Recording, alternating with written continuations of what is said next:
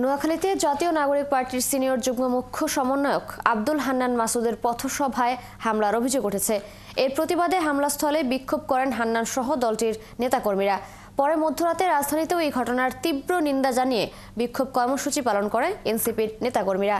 তাদের দাবি, হামলায় জড়িতদের দ্রুত গ্রেপ্তার না করলে আরও কঠোর কর্মসূচির ঘোষণা দেবে জাতীয় নাগরিক পার্টি। বিস্তারিত মির্জা ইমতিয়াজের প্রতিবেদনে।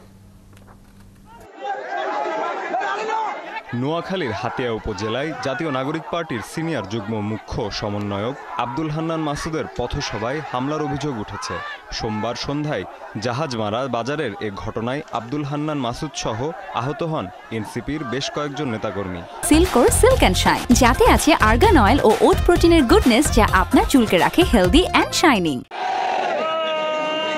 এনসিপির পথসভায় হামলার প্রতিবাদে পরে সড়ক অবরোধ করে বিক্ষোভ করেন নেতাকর্মীরা। হামলাকারীদের বিরুদ্ধে দ্রুত আইনি ব্যবস্থা নেওয়ার দাবি জানান তারা।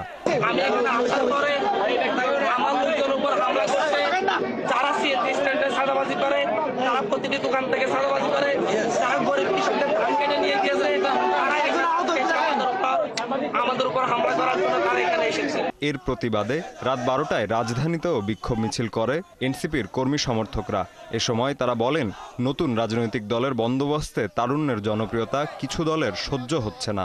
নয়া ফেসিবাদ, যে ফেসিবাদ আমাদের ঘাড়ে নিঃশ্বাস ফেলতেছে, যে ফেসিবাদ নতুন করে গজাচ্ছে, সেই ফেসিবাদ আমাদের উপর ন্যাক্কারজনকভাবে বিভিন্ন জায়গায় হামলা করা হচ্ছে। আজকে আমরা দেখতে পাচ্ছি, যারা শুধু ঈদের পরে আন্দোলনের কথা বলতো, এই তরুণ ছাত্ররা তাজা রক্ত দিয়ে যেই স্বাধীনতা এনেছে, সেই স্বাধীনতার নেতাদের উপর আজকে হামলা করা হচ্ছে। পরে সেখানে জাতীয় নাগরিক পার্টির সিনিয়র যুগ্ম আহ্বায়ক সামান্তা শারমিন এসে যোগ দিয়ে হামলার ঘটনার তীব্র নিন্দা জানান। বলেন, যারা গণ অভ্যুত্থানের শক্তিকে এক করতে চাচ্ছে তাদের উপরেই হামলা করা অত্যন্ত ন্যাক্কারজনক ঘটনা।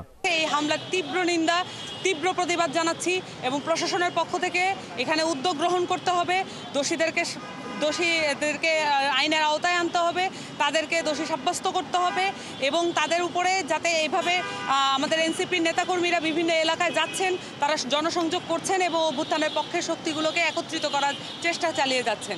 হামলায় জড়িতদের দ্রুত গ্রেপ্তার না করলে আরও কঠোর কর্মসূচির ঘোষণা দেওয়ার হুঁশিয়ারি দেন এনসিপির নেতাকর্মীরা।